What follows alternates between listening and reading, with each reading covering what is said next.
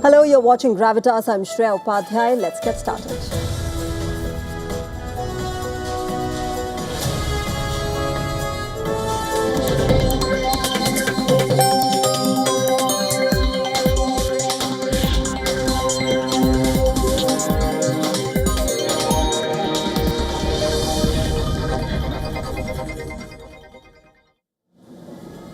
West Asia remains on an edge while Iran and America strike each other's assets. President Donald Trump claims that Iran wants to assassinate him. With the active Bushehr nuclear power plant being at the center of the rising concerns, is the world now headed toward an all-out war once again? We decode the latest in the Iran war for you. As millions throng the streets to bid farewell to the late Supreme Leader Ayatollah Ali Khamenei, Iran is staring at the big question. When will the world see Mojtaba Khamenei? Is the son of the late Supreme Leader going to make a public appearance? We'll get you more on this up ahead. And here in India, several parts are grappling with heavy rainfall. The Met Department has issued alerts amid deaths due to rain-related incidents being recorded in some cities.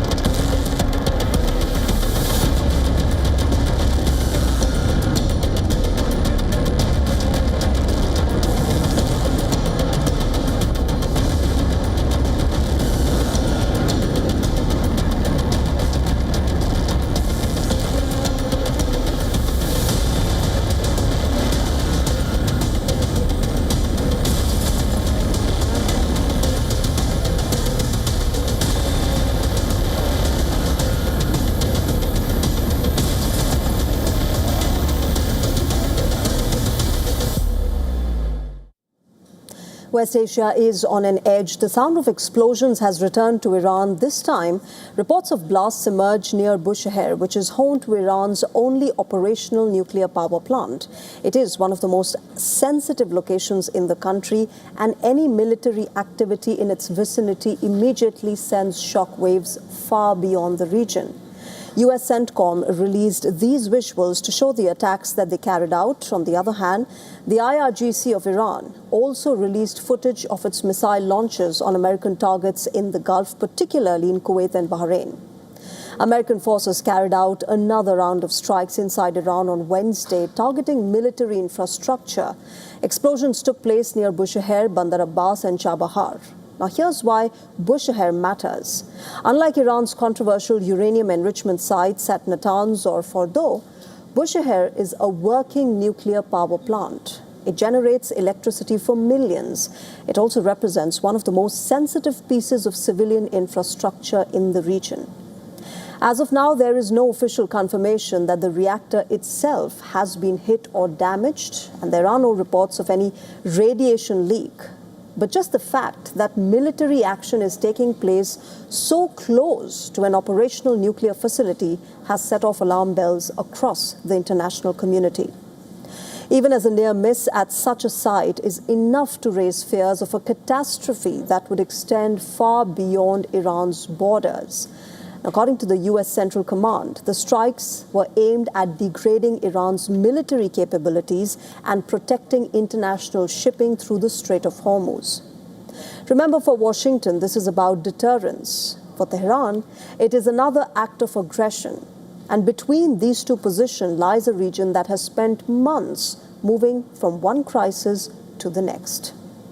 We have many ways we could win, but we've already won militarily. They have very little They have very little left, and they want to make a deal so badly. They called a little while ago. They want to make a deal so badly. I just don't know if they're worthy of making a deal. I don't know that they're going to honor the deal. That's the rub. If they want to make a deal, why do you think they attacked commercial vessels? Because they're sort of crazy, to be honest with you. They're sort of crazy. They're a little bit out of it too, but they want to make a deal. Badly. US President Donald Trump, in fact, delivered one of his strongest statements yet. He has claimed that Iranian hardliners want him assassinated. Take a listen. All the time. I'm number one on their list before you. But if I go, you go.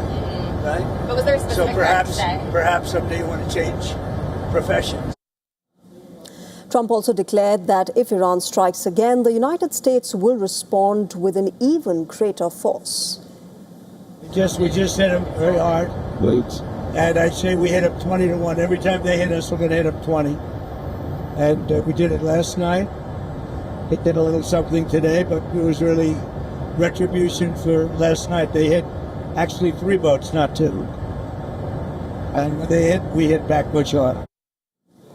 The message from Washington is unmistakable. America is escalating. The message from Tehran is also equally clear. Retaliation remains on the table, and in fact it has been happening in the past few hours. On Wednesday, the US Central Command completed a second day of strikes against Iran to further degrade Iran's ability to attack commercial shipping and innocent civilian mariners in the Strait of Hormuz. It also stated that the United States is holding Iran accountable for recent unjustified aggression against commercial shipping and civilian crews freely navigating a vital international waterway. According to Iranian authorities, the American strikes continued against ports in the Hormozgan province. Media reports stated that 2 fishermen were killed while 2 others were injured. Iran responded by attacking American bases in Kuwait and Bahrain again. Meanwhile, Iran has also submitted a separate letter to the President of the United Nations Security Council as well as the UN Secretary General over these latest attacks, calling Washington's actions another blatant violation of Article 2, Paragraph 4 of the UN Charter and a fundamental breach of Article 1 of the Islamabad Agreement. Iran's Foreign Ministry spokesperson Ismail Baghai said the United States had challenged the provisions of the agreement through unilateral actions and military attacks, undermining the overall framework of the memorandum.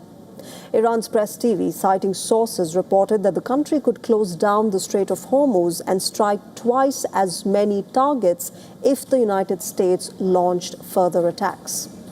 UN spokesperson Stephane Jurek said that a return to full-scale hostilities would have catastrophic consequences for the people of the region, for the international peace and security, and for the global economy as a whole.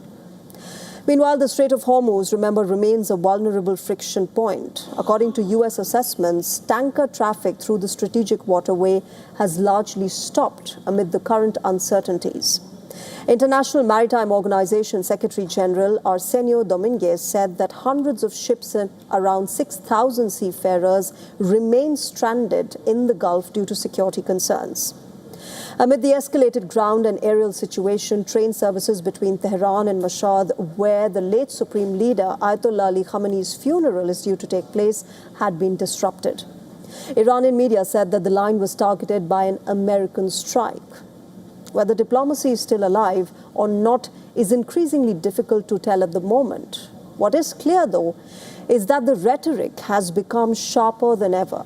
This is no longer a confrontation that affects only 2 countries. Within hours of the strikes, oil prices had surged as traders feared further disruption in Hormuz. Remember, this is the story of another dangerous turn in a conflict that is refusing to end.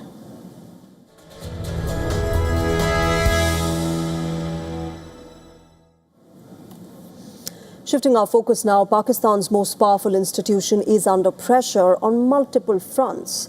Balochistan is burning, Pakistan-occupied Kashmir is protesting, and the image of an all-powerful military is now beginning to crack. Is Field Marshal Asim Munir losing control of Pakistan? Take a look at our next story for more. See that we will beat the hell of these terrorists very soon. Balochistan, you think this 1,500 people belonging to BLA and BLF and BRA, etc., can take away Balochistan from us?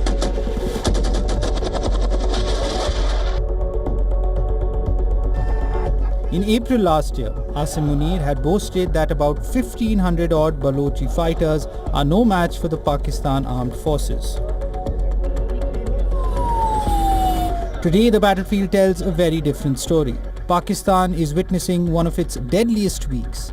According to the Pakistani military, insurgents abducted and executed 18 police officers after attacking a police post. In another strike, 11 soldiers were killed when their military vehicle was ambushed on a highway. So, in the 3 major operations that I mentioned to you, 4 civilians were killed, and before and after that, our police personnel and army soldiers also lost their lives. In total, our casualties are 42, and there are 54 terrorists who have been confirmed killed, those who were involved in these operations. The message from the insurgents was brutal. They can strike, they can abduct, they can execute, and they can disappear before Pakistan's forces respond. The latest attacks are not isolated incidents, they are part of a much bigger security crisis, which has engulfed Pakistan. According to the South Asia Terrorism Portal, Pakistan has already witnessed 620 security incidents in 2026. The violence has claimed the lives of 457 civilians, 706 security personnel, and 1,114 militants.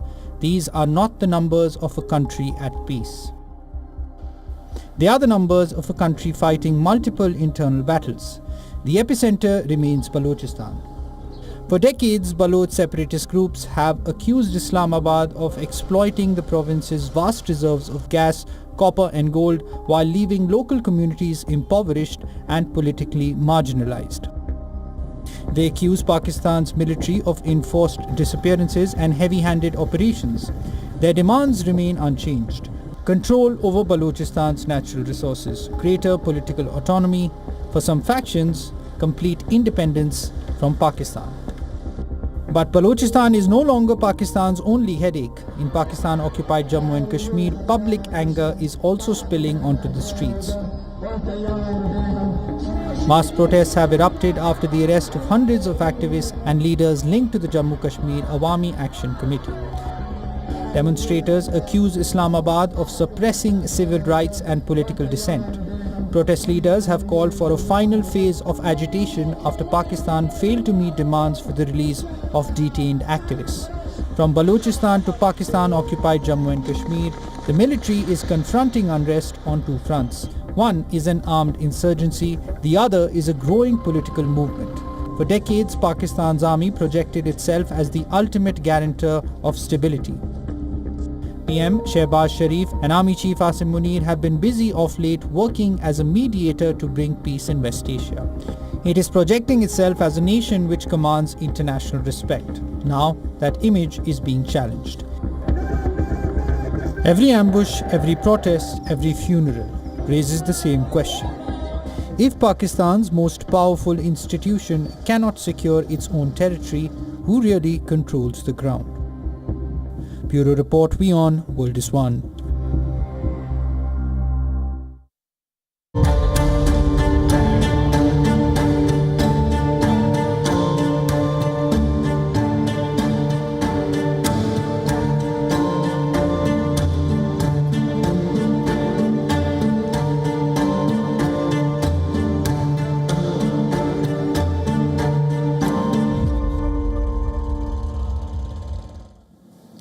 Even as it is grappling with rising internal violence, Pakistan has tried to deflect attention once again by upping the ante against India.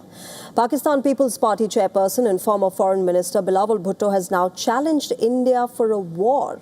Speaking at a public rally in the illegally occupied Indian territory of Gilgit-Baltistan, Bhutto accused India of trying to use the Indus River as a weapon against Pakistan. Ruling out any compromise on the issue, he asserted that Pakistan was ready to fight a war against India. हम आपको जवाब देंगे, हम सिंधु पे सौदा करने के लिए तैयार नहीं है। जंग लड़ना पड़ेंगे तो जंग लड़ने के लिए तैयार है।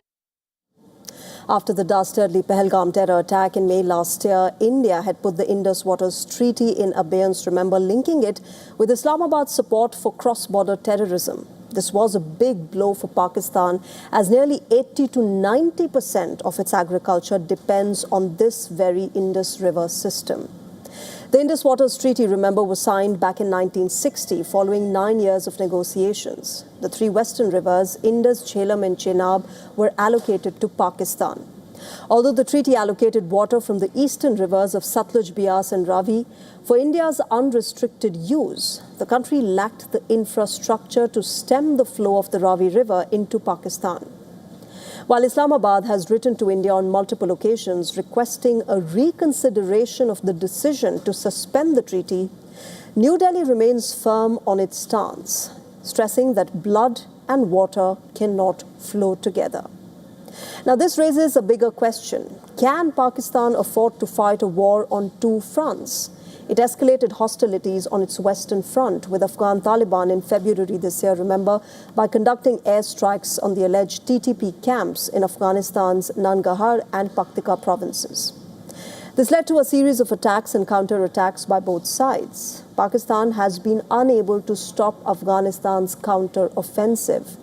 For instance, on the 30th of June this year, Afghanistan conducted airstrikes on centers of ISIS allegedly operating in the Saranan area of Balochistan's Pishin district and Khyber Pakhtunkhwa's Kambar Khel and Garam Chashma areas. According to Afghan Taliban, these centers were used as a coordination hub to bomb Afghanistan, in which civilians were targeted, and for sabotage attacks. Heavy casualties and material losses were reportedly inflicted on ISIS. Earlier this week, Pakistan got a shot in its arm with the US State Department supporting Pakistan's right to defend itself against terror attacks. It also claimed that the Pakistani people have suffered greatly at the hands of terrorists. However, America's stance has to be taken with a pinch of salt. If we look back in history, United States has turned a blind eye even when Pakistan facilitated the rise of Taliban and treated its takeover of Kabul as a major strategic victory. And therefore, America's verbal support is unlikely to automatically translate into any material support for Pakistan in case a war with India breaks out. Now, as far as a real conflict-like scenario is concerned, remember, Operation Sindoor serves as a reminder of how India's military prowess is far more superior than that of Pakistan.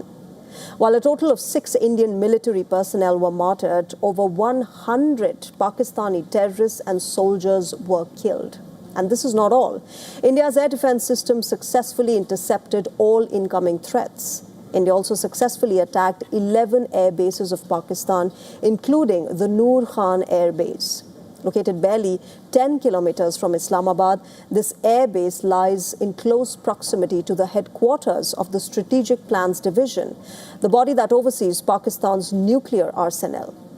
Subsequently, Pakistan's Director General of Military Operations, or the DGMO, reached out to his Indian counterpart seeking a ceasefire. Owing to India's strikes, nearly 20% of Pakistan's air infrastructure was destroyed during the time.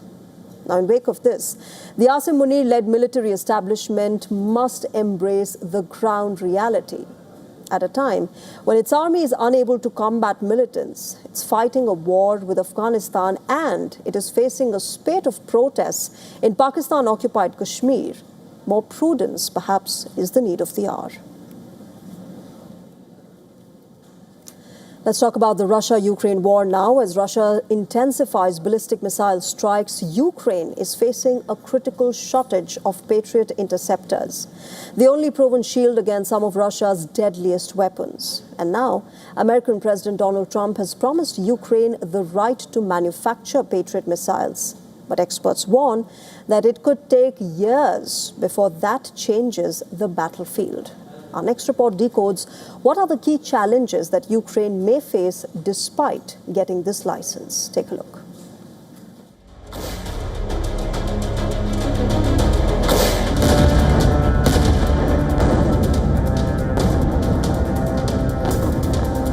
the sky over Ukraine is becoming deadlier. Moscow is launching its most aggressive aerial bombardment of the war.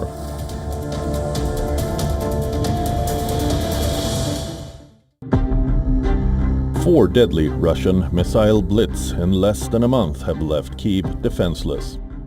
Ukraine's crumbling air shield stands exposed, the consequences of shortage in interceptors laid bare. Ukraine's Air Force failed to intercept any of the 23 ballistic missiles launched by Russia on Monday. Ukrainian President Volodymyr Zelensky made a desperate plea to bridge the Patriot Gap. On Wednesday, a dramatic announcement came from US President Donald Trump at the high-stakes NATO summit in Ankara. He appeared to give Ukraine one of the things it wanted the most. We're going to give a license to you to make Patriots. That's pretty cool, right? This way you can't complain that we're not giving them enough. I say, make them yourself. We haven't informed the company of that yet, but that'll work out all right. You know, I'm sure they'll be thrilled. But now comes the hard part, as Moscow rains missiles and drones across Ukraine. Trump's license to Ukraine to build Patriot missile systems may be a non-starter for years. Even after the license has been secured, setting up production of such sophisticated weapons would be a technically demanding process, and probably a lengthy one. It takes more than 2 years to build a single Patriot missile. It costs $4 million to $5.3 million, approximately, to manufacture and deploy.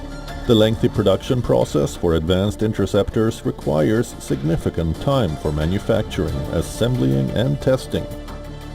It is unclear which Ukrainian company will liaise with US contractors to produce Patriot.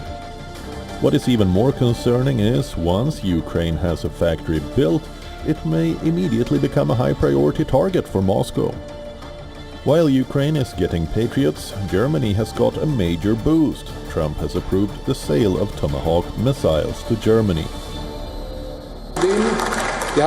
On the sidelines of the NATO meeting in Ankara, we agreed with the American government that American Tomahawk missiles will be purchased by us and stationed in Germany. In doing so, we are closing an important strategic gap in our defense, and at the same time, we will work on developing our own European systems and deploying them in Europe.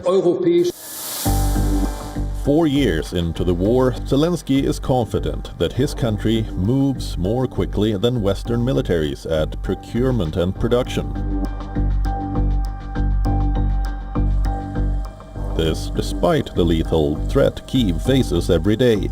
Now the crucial question is, how quickly can Ukraine secure the license and begin production of Patriot systems? Bureau Report, WION, World is One.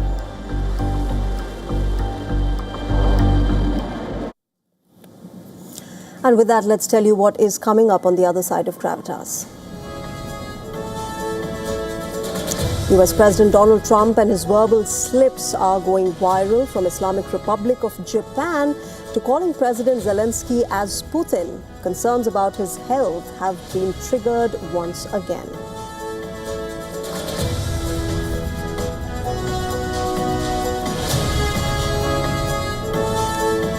And China is building the world's biggest dam in one of the most dangerous places on Earth. The mega project sits above an active fault line, the consequences of which could be catastrophic. We're getting you all the details about it.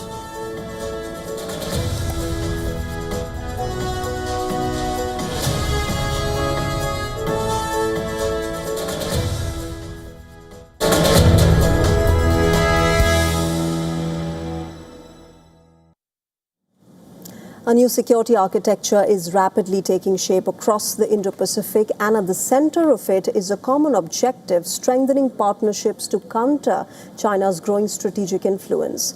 The latest step comes from Prime Minister Narendra Modi's visit to Australia, remember, where New Delhi and Canberra have significantly expanded their defense and maritime cooperation.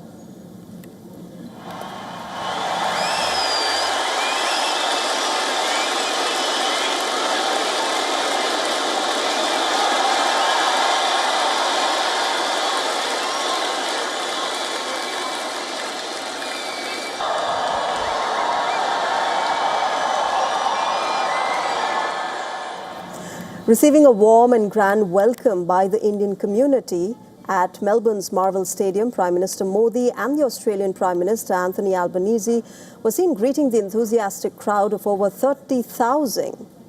They were waving to the attendees, shaking hands and acknowledging the warm reception. The traditional owners. पिछले 12 वर्षों में मैं तीसरी बार यहां आया हूं.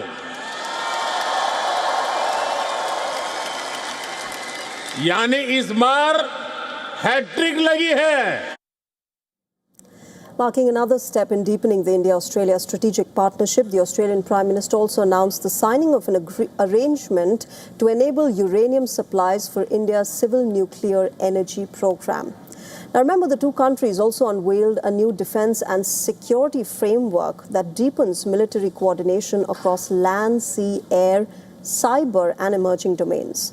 The two countries will hold annual defense ministers' dialogues, step up joint military exercises, boost interoperability, expand maritime information sharing, strengthen Coast Guard cooperation, and increase collaboration between their defense industries.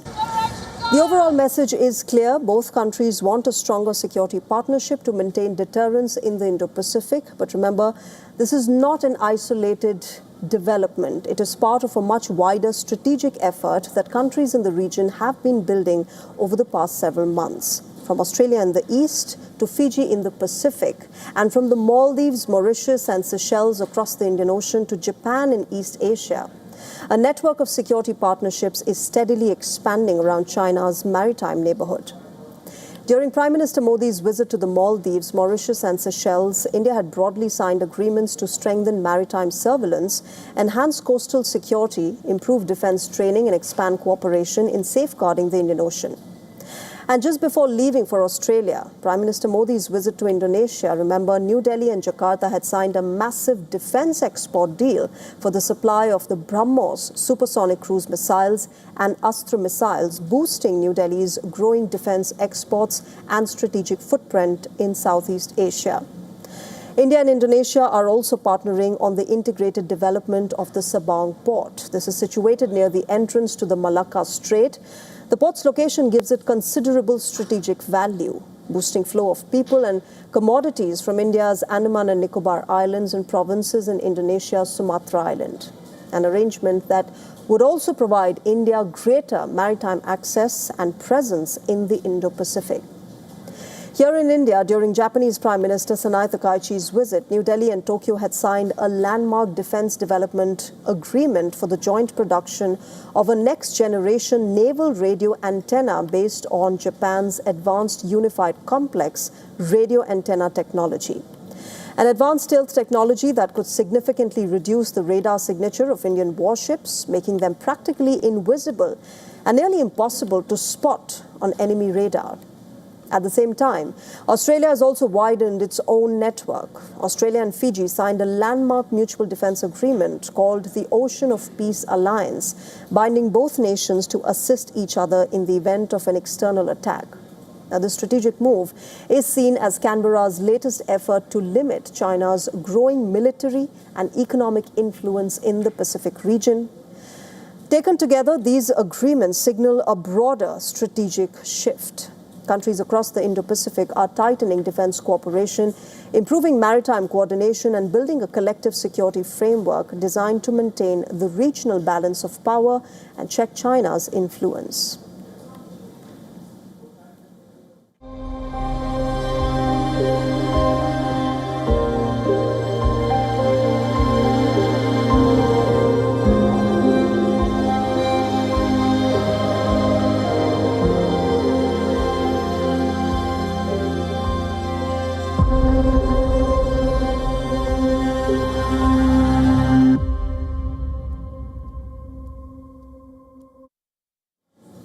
As millions throng the streets to bid their last goodbye to the late Supreme Leader Ayatollah Ali Khamenei, Iran has now entered a new political chapter. But the biggest question is on leadership. The week-long state funeral of Khamenei has now concluded with his burial at the Imam Reza Shrine in Mashhad. These are the live visuals coming in from Iran, where the final burial is taking place, and thousands, in fact millions, are paying their last homage to the late Supreme Leader Ayatollah Ali Khamenei.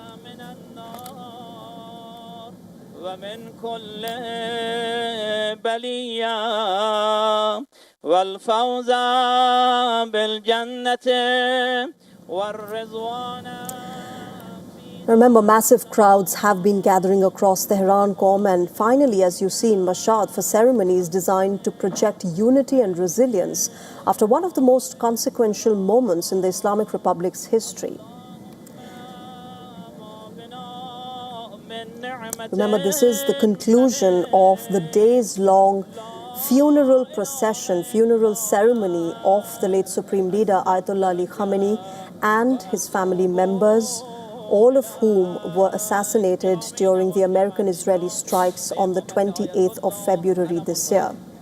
As visuals are reflecting, lots and lots of people, millions of people across Iran have, of course, gathered in Mashhad today for this last prayer and the final burial of the late Supreme Leader.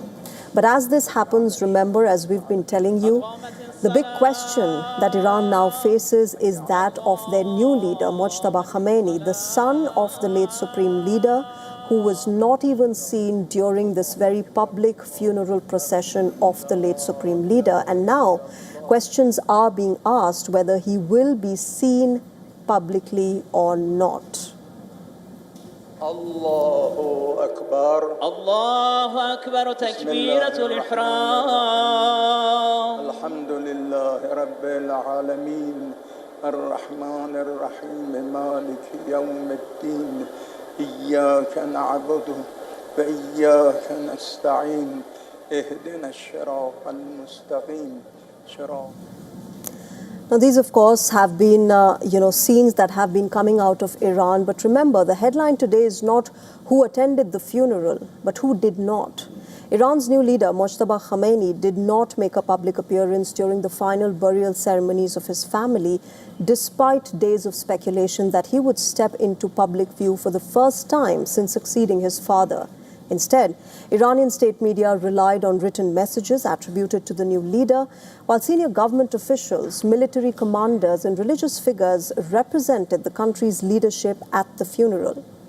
As per the United States, Mojtaba Khamenei was seriously injured in the same strike earlier this year that killed his father, and security concerns, along with his recovery, are believed to be the primary reasons for his continued absence from public view. Iranian authorities have not announced when he will appear publicly.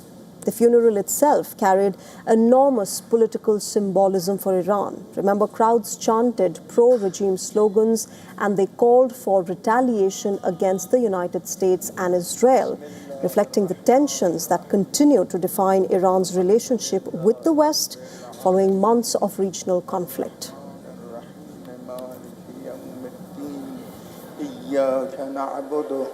فإياك نستعين اهدنا الصراط المستقيم صراط الذين أنعمت عليهم غير المغضوب عليهم ولا الضالين. Now, unlike his father, who ruled for nearly 4 decades through a highly personalized style of leadership, Mojtaba Khamenei is expected to rely more heavily on the Islamic Revolutionary Guard Corps, the clerical establishment, and other powerful state institutions as he consolidates his authority. The unanswered question remains, when will Iran's new supreme leader address the nation in person? His continued absence has fueled speculation both inside and outside of Iran over his health, the security situation, and how he intends to govern the country at a time when Iran is facing economic challenges, domestic discontent, and heightened regional tensions. For now, the funeral of Ayatollah Ali Khamenei marks the end of an era, but the beginning of the next remains clouded by uncertainty.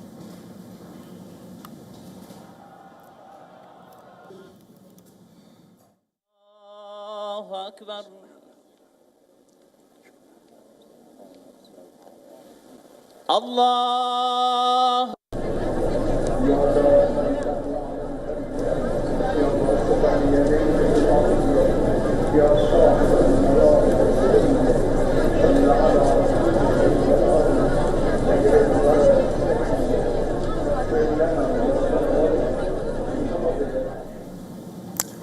All right, shifting our focus now to China. Chinese banks surpassed America in global financial dominance, at least on paper.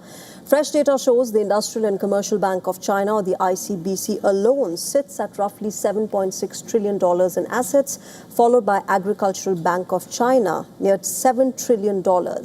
Just four state-owned giants, including China Construction Bank and the Bank of China, control about $25.5 trillion. That is a quarter of the world's top 50 banks' combined assets.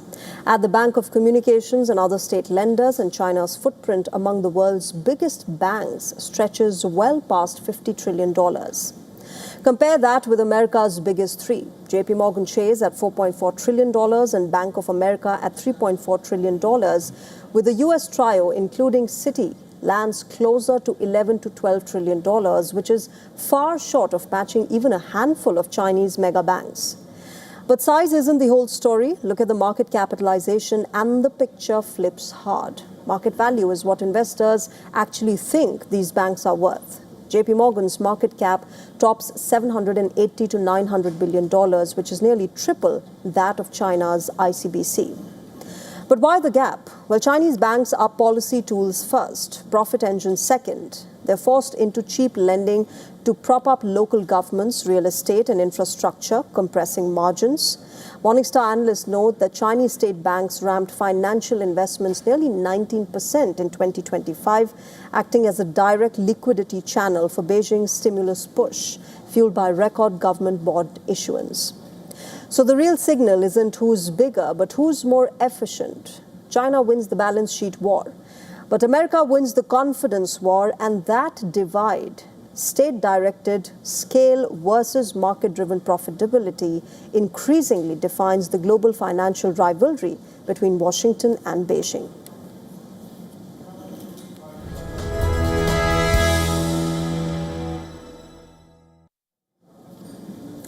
Keeping with updates from China, China is building the world's biggest dam in one of the most dangerous places on Earth. Now it isn't India sounding the alarm about this. It is China's own scientists warning that the mega project sits above an active fault line. If nature strikes, the consequences would be catastrophic. Our next story gets you all the details. Take a look.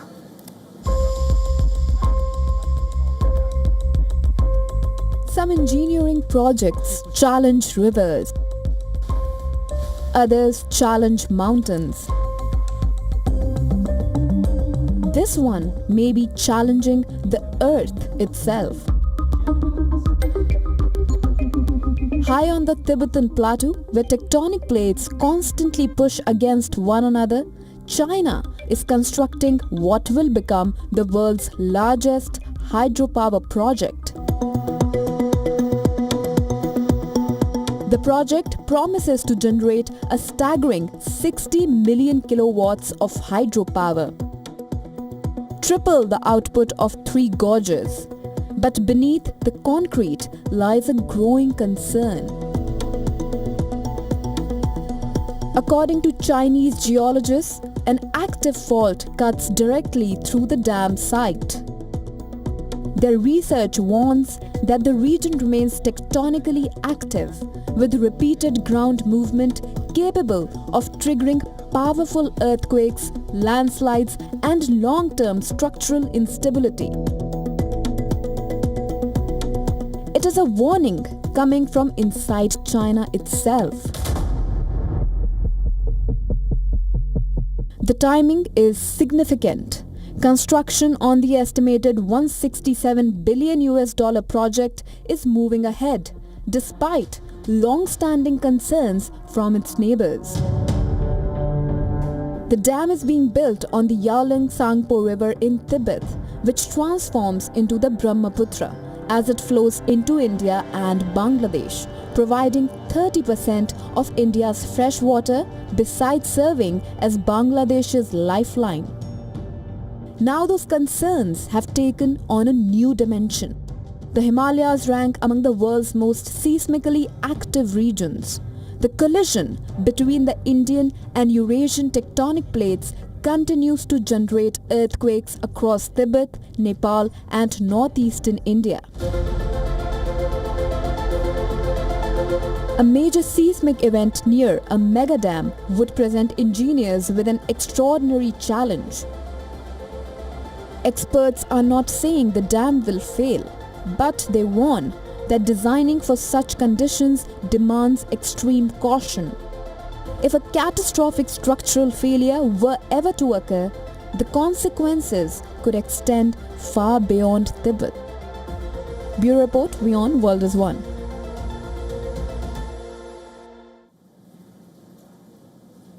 Even as US President Donald Trump left the NATO summit a happy man, his interactions with leaders and the media were overshadowed by a series of verbal slips. It all started with his arrival in Turkey itself. While walking on the tarmac after being welcomed by the Turkish President Recep Tayyip Erdogan, Trump briefly turned sideways and seemed to have lost his way.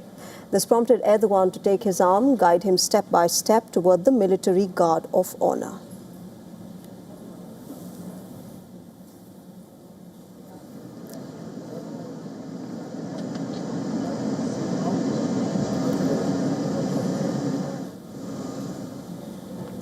And well, this is not all. While meeting with the Ukrainian President Volodymyr Zelensky on the sidelines of the NATO summit, he made yet another gaffe by mistakenly referring to Iran as the Islamic Republic of Japan. Listen in.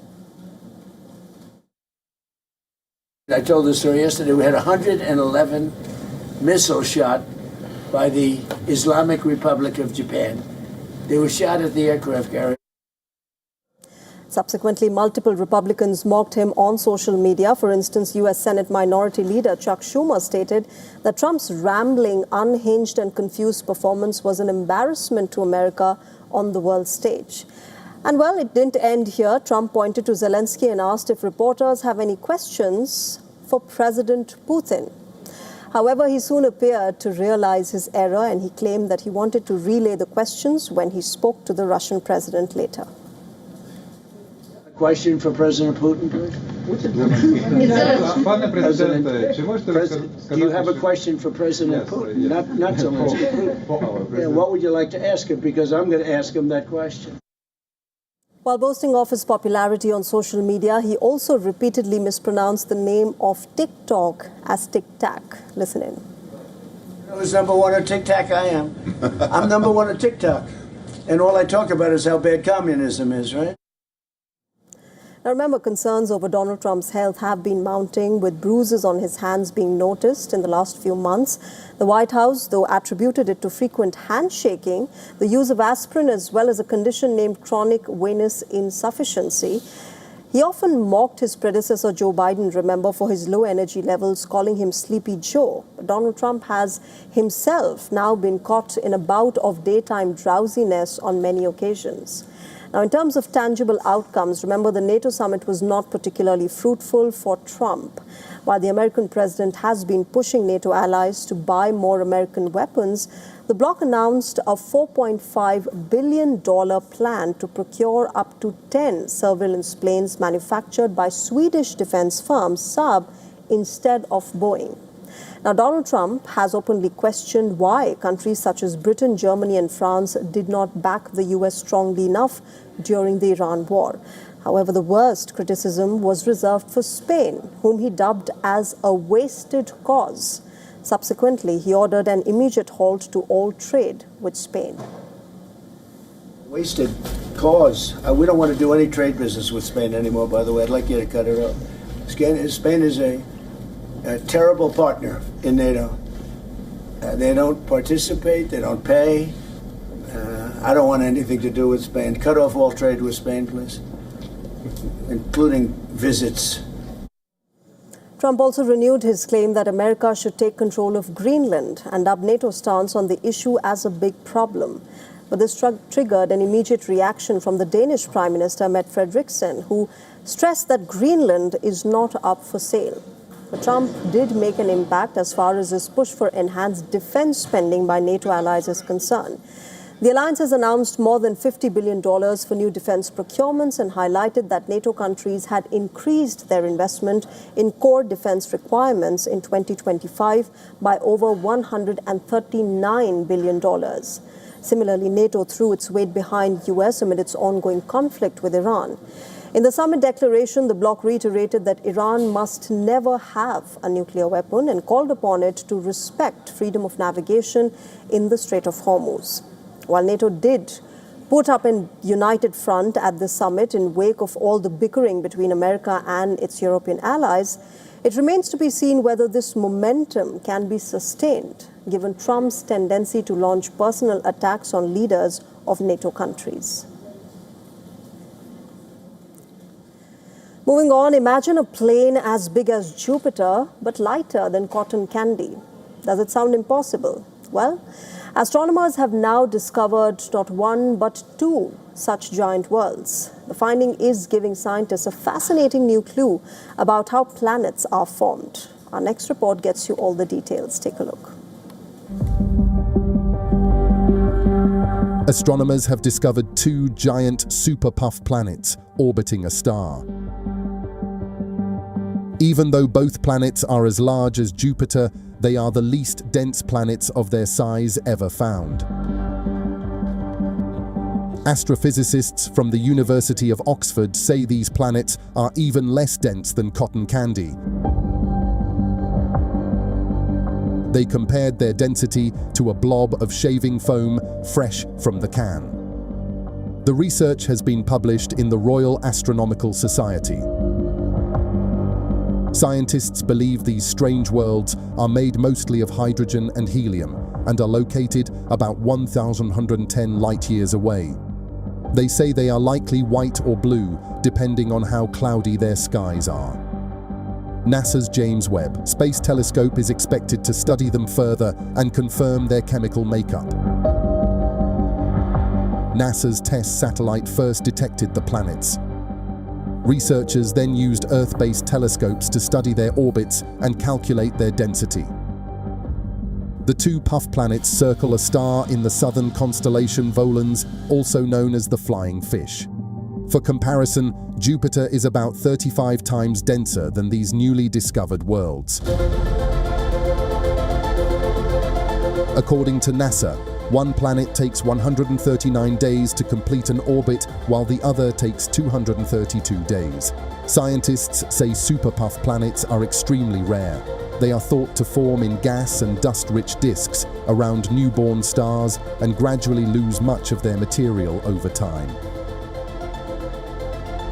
NASA has confirmed nearly 6,300 exoplanets so far, and as per researchers, fewer than 40 of them are superpuffs. Studying these rare worlds could help scientists better understand how planets form and our place in the universe. As scientists continue to study these feather-light giants, they hope to uncover how such unusual planets came into existence. Could these discoveries rewrite what we know about planet formation, or are there even stranger worlds still waiting to be discovered? Could a spy become faster, stronger, and more focused just by using the power of the mind? Well, it sounds like science fiction, but that is exactly what a declassified CIA file claims. The document lifts the lid on a secret Cold War-era training program that explored whether the human brain could unlock extraordinary physical performance. The 21-page workbook was created in 1977 for a secret U.S. Army program and remained under wraps until the CIA released it in 2003. Now, at the heart of the manual was a 5-step technique designed to mentally supercharge the body before action. Before sprinting or lifting a heavy object, trainees had to close their eyes, take a deep breath, and visualize the exact movement while imagining powerful red energy flowing through their bodies. The workbook claimed that opening the eyes and immediately performing the task could deliver greater strength, quicker reflexes, and smoother coordination. The technique reportedly formed part of the Gateway program that was developed by the Monroe Institute, which used a type of sound technology to place trainees in a deeply relaxed yet intensely focused mental state. The manual also claimed the program could sharpen focus, reduce pain, and improve mental performance. But it came with a clear warning. These exercises were meant only for trained participants who had completed the full program. There is no scientific evidence proving the extraordinary claims, but remember, the declassified CIA files offer a fascinating glimpse into how Cold War intelligence agencies searched for every possible edge, even if it meant testing the untapped power of the human mind. Moving on, for most people, 11 a.m. might be the time to eat breakfast or have a cup of coffee. But for tech entrepreneur Bryan Johnson, it is dinner time. That's right, for a person who led a very unusual life in his quest to achieve virtual immortality, Johnson has now ironically revealed that he's been diagnosed with an incurable disease. The 48-year-old entrepreneur stated that he had been diagnosed with autoimmune gastritis, which is a rare disease that he said affects only 2 to 5% of people. This came to light when he experienced persistent fatigue, weight gain, and depression. This condition can cause irreversible damage, including nutritional deficiencies, anemia, and long-term cancer risk. In order to manage his condition, he's now resorting to vitamin B12 injections and intravenous iron therapy. Johnson's condition has come into focus as he launched a controversial longevity program known as Project Blueprint in 2021. His ultimate goal has been to reverse his age to the extent that he maintains the body of an 18-year-old. As part of the slowing down the aging process, Johnson follows an intense medical and lifestyle regimen. This includes strict dieting, taking 54 pills each morning, along with regular blood transfusions from his father and his son. He reportedly spends around $2 million annually on treatment. Recently, he was also featured in a Netflix documentary. Addressing a gathering of longevity influencers at the Superhuman Summit a year earlier, he had claimed that human lifespan may increase with the help of artificial intelligence. Now with the advancements of AI, it may be a possibility that we may be able to extend our lifespans to some unknown horizon. So what I'm trying to do is to be the first human in history to demonstrate what it means to don't die.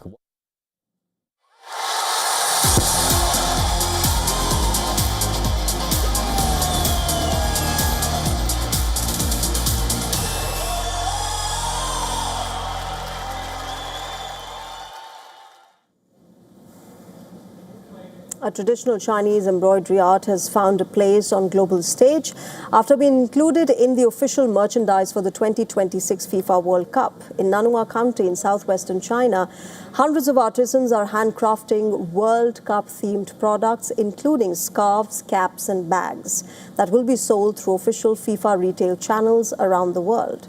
Now, this marks the first time that a Chinese intangible cultural heritage craft has been included in the official licensed product range for a FIFA World Cup. I think the craftsmanship of these embroiderers is amazing. Each piece tells an ancient Chinese story and represents such an important part of Chinese culture. And I can tell each piece takes a long time to make perfect. Combining these works with the World Cup feels really wonderful.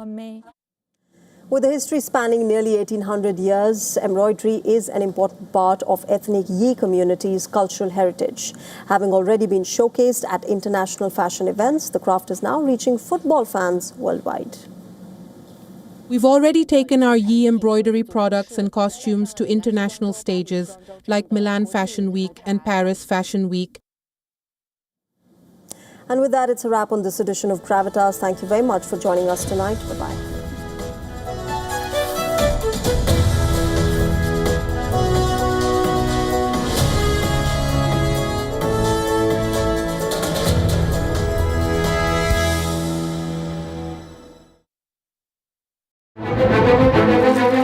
In-depth coverage of global issues broken down into facts, figures, and simple words. Backed with analysis from field experts who truly matter, because we believe in decoding the real picture for you. So you get a much wider and deeper understanding of stories from around the world, a 360-degree analysis. An award-winning documentary series, week after week creating the maximum impact. Watch WION Wide Angle at these times on WION. World is One. Campaigns, elections, alliances, controversies, and power play. Stories that analyze global and domestic politics. A dedicated show with varied perspectives, expert take, citizens' voices, detailed ground reports, and in-depth coverage from political corridors of the world. This is Race to Power, only on WION. WION, India's global voice, the channel that brings you the biggest stories from across the world through India's lens.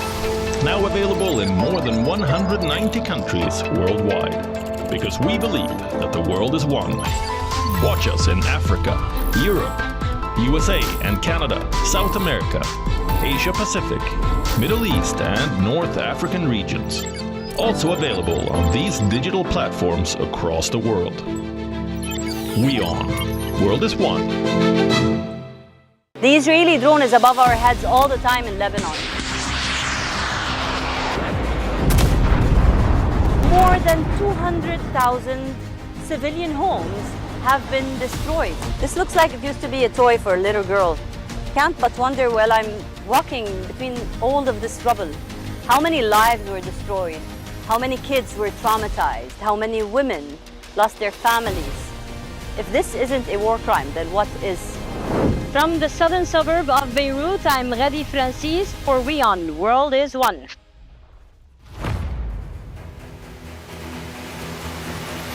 Get the latest updates. Breaking news.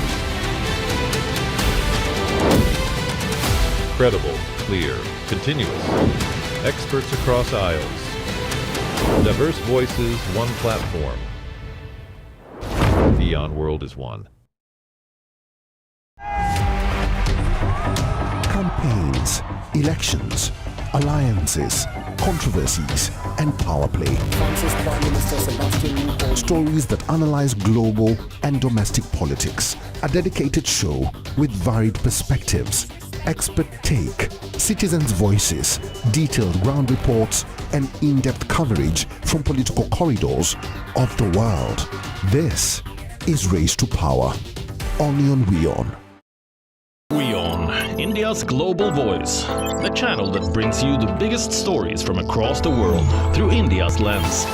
Now available in more than 190 countries worldwide, because we believe that the world is one. Watch us in Africa, Europe, USA and Canada, South America, Asia-Pacific, Middle East and North African regions. Also available on these digital platforms across the world. WION, World is One. In-depth coverage of global issues broken down into facts, figures, and simple words. Backed with analysis from field experts who truly matter, because we believe in decoding the real picture for you. So you get a much wider and deeper understanding of stories from around the world, a 360-degree analysis. An award-winning documentary series, week after week creating the maximum impact. Watch WION Wide Angle at these times on WION. World is One. The Israeli drone is above our heads all the time in Lebanon. More than 200,000 civilian homes have been destroyed. This looks like it used to be a toy for a little girl. Can't but wonder while I'm walking between all of this rubble, how many lives were destroyed, how many kids were traumatized, how many women lost their families. If this isn't a war crime, then what is? From the southern suburb of Beirut, I'm Redi Francis for WION, World is One.